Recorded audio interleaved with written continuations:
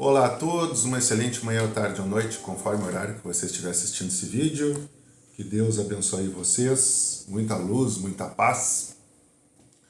Pois bem, vamos novamente a um tema aí que provavelmente se encaixa no seu dia a dia ou no dia a dia de outras pessoas. A gente procura abordar temas que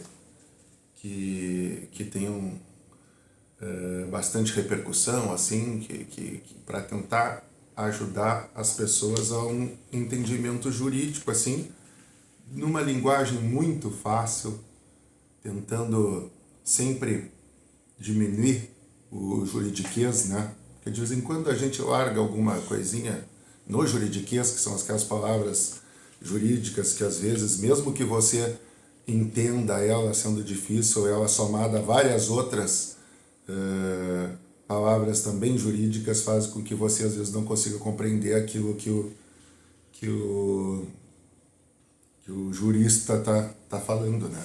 Então aqui a gente tenta usar bem fácil, tá? Hoje vamos falar sobre o seguinte: os animais, os pets, tá? Animais de estimação. A maior parte das decisões atuais falam em animais, mas e falam em cães, mas se aplica a animais em geral. Então, o que eu vou falar hoje? Eu não vou falar teses só, tá? Tem artigos aí escritos que são meio...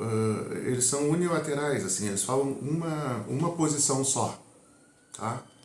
Temos teses, a tese é isso, ela defende uma posição.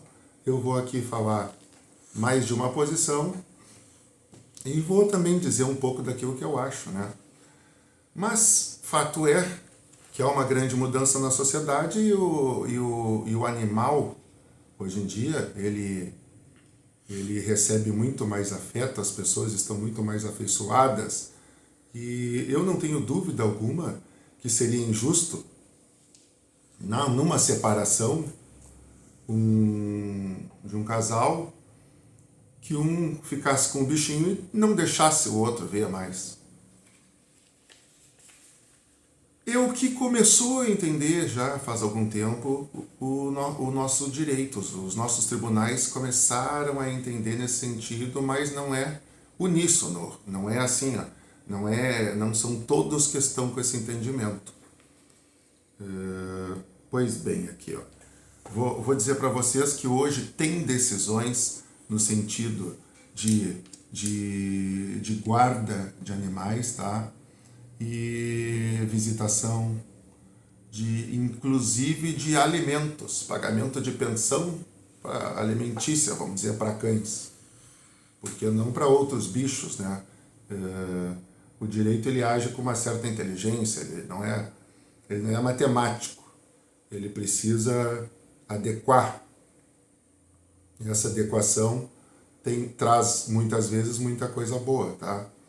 Eu vou falar algumas coisas, alguns pontos de vista hoje em dia que existem por aí, tá? Tem uma decisão que ficou bastante foi bastante comentada aí, que é no recurso especial 1 milhão. Não, o número que eu anotei aqui eu estou desconfiado. Talvez ele esteja com números a mais, tá? Eu vou tentar botar na descrição do vídeo depois. Eu vou conferir. Mas o relator desse recurso, que depois eu vou botar na descrição, foi o ministro Luiz Felipe Salomão, tá? Ele regulamentou as visitas de animais de estimação após a dissolução de uma união estável. Não foi julgamento unânime, tá? E ele confirmou um acórdão do Tribunal de São Paulo que fixou o regime de visitas para ex-companheiro, para que ele tivesse o convívio com uma cadelinha Yorkshire, adquirida durante o relacionamento que ficou na posse da mulher após a separação do casal. Então, assim, foi aqui direito de visitas, né? Ainda se tem uma deficiência porque não se concorda não se fala em guarda porque os animais de acordo com o nosso Código Civil, são considerados bem móveis, né? Então eles estão tentando adequar isso aí ainda, passando tentando utilizar novos conceitos. O direito ele vai se transformando conforme a sociedade se transforma. E aí, então, nessa decisão também, o ministro relator disse o seguinte: ele levou em conta também as mudanças sociais, né, e o aumento do número de animais de estimação. Metade dos domicílios, praticamente, segundo o IBGE, 44%, isso em 2015, tá? Tem cães. E existem mais cães, mais animais de estimação do que crianças. Então o ministro Luiz Felipe Salomão levou em conta isso aí. O número aqui que eu tenho não deve estar correto. Mas, como eu disse, eu vou revisar isso aqui para botar na descrição depois. O número do recurso especial. Ele ainda disse assim, ó: nesse passo, penso que a ordem jurídica não pode simplesmente desprezar o relevo da relação do homem com seu animal de companhia, sobretudo nos tempos em que se vive, e negar o direito dos ex-consortes de visitar ou de ter consigo seu cão desfrutando seu convívio, ao menos por um lapso temporal. Então, como ele disse, assim, não se pode desprezar que a realidade da atual sociedade, que o bichinho é importante. Pois bem, numa outra decisão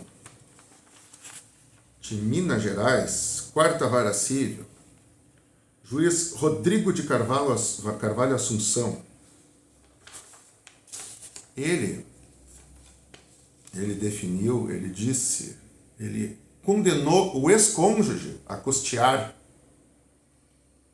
as despesas de 6 cães adquiridos na constância do matrimônio. Ao decidir, o juiz considerou que, ao adquirir os animais, o casal à época se comprometera em garantir os cães. Em garantir aos cães todos os cuidados necessários. E tem outras decisões aí também, determinando o custeio dos alimentos, tá? Como eu disse, fica um pouco atécnico falar em pensão alimentícia. Por quê? Porque, pelo direito, os animais ainda são considerados bens, coisas, vamos dizer assim, né? Bens móveis. Há entendimentos contrários também. Por exemplo, o que eu vou citar aqui agora, tá? Eu tô com essa folhinha para me ajudar nas citações aqui, porque na pesquisa eu fui anotando o que eu achei mais importante aqui. Então eu vou ler para vocês. Entendimento contrário. Desembargador do Tribunal de Justiça do Espírito Santo, Rafael Câmara,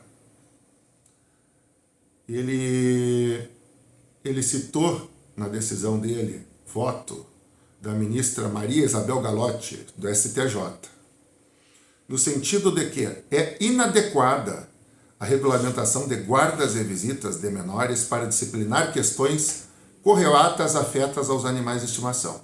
Isso porque os animais são bens e são regulados pelo direito de propriedade.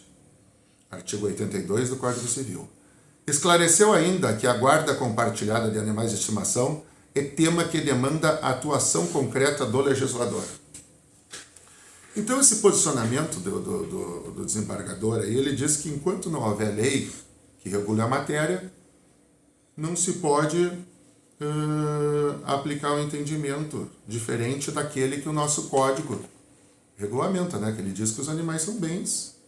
E é isso aí, o entendimento dele é este.